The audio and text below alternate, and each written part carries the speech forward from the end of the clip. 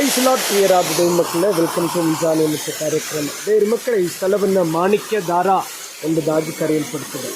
ಈ ಚಿಕ್ಕಮಗಳೂರಿನ ಈ ಮಾಣಿಕ್ಯ ದಾರ ಸ್ಥಳದಲ್ಲಿ ಪ್ರತಿ ದಿನವೂ ಕೂಡ ಈ ರೀತಿ ಮೇಲ್ಭಾಗದಿಂದ, ಇದೊಂದು ಬಂಡೆಯ ಮೇಲ್ಭಾಗದಿಂದ ನೀರಿಗೆ ಉಕ್ಕಿ ಕೆಳಗಡೆ ಬೀಳುವುದನ್ನು ನಾವು ನೋಡಬಹುದು. ಅಲ್ಲಿ ಅನೇಕ ಜನರು ಒಂದು ಸ್ನಾನ ಮಾಡಿ ಅನೇಕರು ಅವರವರ ನಂಬಿಕೆಯ ಕ್ರಿಯೆಗಳನ್ನು ವ್ಯಕ್ತಪಡಿಸುವುದನ್ನು ನಾವು ಈ ಜಾಗದಲ್ಲಿ ನೋಡ್ತೇವೆ. ಹಾಗಾದರೆ ನಮಗಿವತ್ತು ಈ ಬಂಡೆಯೊಳಗಿಂದ ಬರುವಂಥ ಈ ನೀರನ್ನು ನೆನೆಸಿಕೊಳ್ಳುವಾಗ, ಮೋಶೆಯ ದಿನದಲ್ಲಿ ದೇವರು ತನ್ನ ಜನರಾದಂಥ ಇಸ್ರಾಯೇಲರು ಅವರು ದಾಹಗೊಂಡಿರುವಾಗ ಬಂಡೆಯನ್ನು ದೇವರು ಸೀಲಿ ಅದರೊಳಗಡೆಯಿಂದ ಜೀವ ಜಲವನ್ನು ಹರಿಸಿ ಅವರ ದಾಹವನ್ನು ತಣಿಸಿರುವಂಥದ್ದನ್ನು ನಾವು ನೆನೆಸಿಕೊಳ್ಳಬಹುದು. ಹಾಗಾದರೆ ಈ ದೇವರು ಮೋಶೆಯ ಕಾಲದಲ್ಲಿ ಮಾಡಿದಂಥ ಅದ್ಭುತ ಅತಿಶಯಗಳನ್ನು ಇವತ್ತು ಕೂಡ ತನ್ನ ಜನರ ದಾಹವನ್ನು ತಣಿಸುವುದಕ್ಕಾಗಿ ಇವತ್ತು ಶ್ರೇಷ್ಠವಾದ ಕಾರ್ಯಗಳನ್ನು ಮಾಡುವ ದೇವರಾಗಿದ್ದಾರೆ.